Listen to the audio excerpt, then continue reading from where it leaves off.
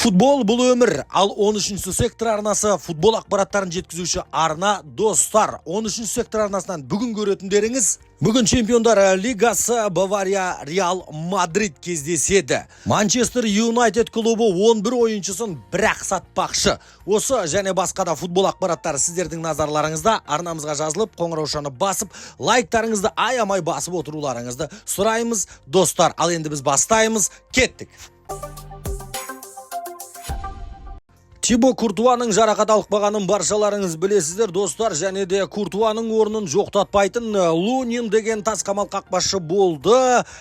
Реал Мадридтің жанкүйерлерінің қуанышына орай. Және де енді Куртуа қайтадан алаңға оралатын болды. Ол алдында жарақат алып қалды, наурызда екінші жарақатын алды. Осы соңғы бір аптада командаластарымен бірге, Реал Мадридтің ойыншыларымен бірге жаттығу жасады деген ақпараттар бар. Осы маусым аяқталғанша Ла Лиганың бір-екі ойынына шығып қалу да мүмкін деп күтілуде, және де бүгінгі болатын Чемпиондар Лигасына Баварияға қарсы ойында қосалқы құрамда тізімде Куртуаның аты болады деген ақпараттарды да шығарып жатқан жайы бар басылымдар. Реал Мадридтің жанкүйерлерін және де Куртуаны шын жүректен құттықтаймыз қайтадан командаға оралғанымен. Арн Слот нидерландылық голландиялық бапкерлердің ішінде ең қымбат бапкер болып аталуы мүмкін. Себебі Ливерпуль клубы жақсы қаржы төлеуге дайын. Ал енді Фейнордтан алу үшін оның өтемақысының өзі 13 миллион мен 15 миллионның арасында ақша төлейтін болады. Жалпы Арн Слот тек қана ойыншыларды баптайды, тактиканы қояды, ойынды жүргізеді. Ал трансферлік терезеге мүлдем араласпайтын болады. Ол мәселелердің бәрін Ливерпульдің спорттық директоры шешетін болады. Арн Слот енді нақты ресми түрде айта берсек болады, Ливерпульдің бас бапкері.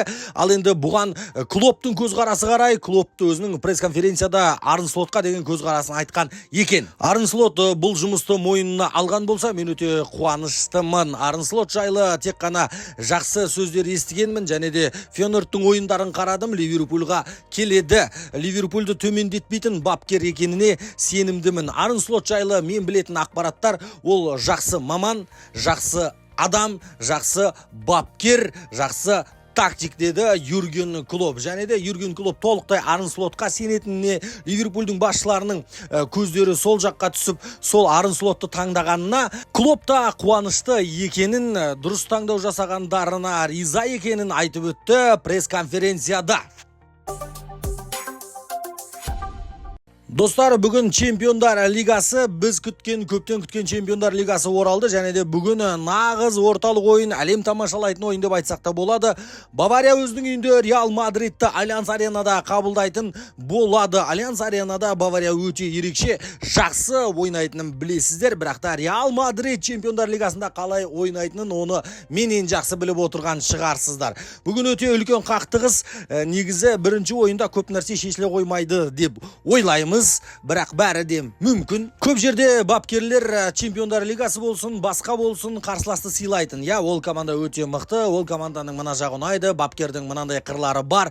Біз соған шыдап беруге тырысамыз, және де жақсы ойын көрсетуге тырысамыз деген сияқты сұхбаттар беретін. Бірақ та бұл жолы олай емес. Бұл жолы Томас Тухель Реал Мадридті жеңетінімізге сенімдіміз деді. Карло Анчелотти да қарап қалмағаны белгілі. Біз Реал Мадридпіз, бізде мінез бар, Чемпиондар Лигасы біздің лига деген сияқты өздерінің осындай әңгімеге әкеліп отыр. Бавария біз жеңеміз дейді, Реал Мадрид біз жеңеміз дейді. Екі жақтың ойыншыларының арасында да қақтығыстар болып жатқан жайы бар. Сұхбат арқылы, пресс-конференция, медиалар арқылы. Енді бүгін оңай ойын болмайды. Бүгін қақтығыстар көп болуы мүмкін, сары қағаздар көп болуы мүмкін. Себебі бұл ойынға деген қысым өте көп. Баварияда бұдан басқа кубок көтеретін мүмкіндік жоқ. Бавария барын салады, Реал Мадридта қарап қалмайды. Бүгін гол да көп болуы мүмкін. Негізінде біздің ойымызша бүгінгі ойында сары қағаз көп болатын шығар деген ой бар. Себебі ешқандай мүмкіндікті жібермеуге тырысады. Алдыға бір доп келетін болса, және де сол мүмкіндікті ашып бермеуге тырысады. Екі командада қақтығыс бүгін көп болады деген ойдамыз. Бүгін бұл ойында франциялық төреші Клеман Тюрпен төрелік ететін болады. Жалпы бұл ойында бүгін сары қағаздардың саны 3,5-нан көп болады дегенге тоқталып отырмыз біз. Жалпы бұл ойынның есебі қалай болады? Кім жеңеді? Өздеріңіздің ойларыңызды әлбетте пікірге жаза отыруды ұмытпаңыздар.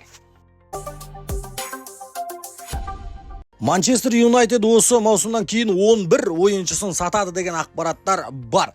Жалпы енді Манчестер Юнайтедке Джим Рэдклифф келгелі керек емес ойыншылардың бәрін көріп жатыр, қарап жатыр. Жаңа менеджер, жаңа басшы, бәрібір де жаңадан келген мамандарда жаңа көзқарас болады, жаңашылдық керек болады. Енді Бруно Фернандеш бар, әйтеуір өлтірмейін деп жүрген Манчестер Юнайтедті. Негізінде 11 ойыншыны сатамыз деп жатыр. Солардың тізімін сіздердің көз алдарыңыздан өткізсек деп отырмыз. Бірінші Решфорд күткен ойынды көрсетіп жатқан жоқ, келесі маусымда сатуы мүмкін. Казимироның жағдайы белгілі.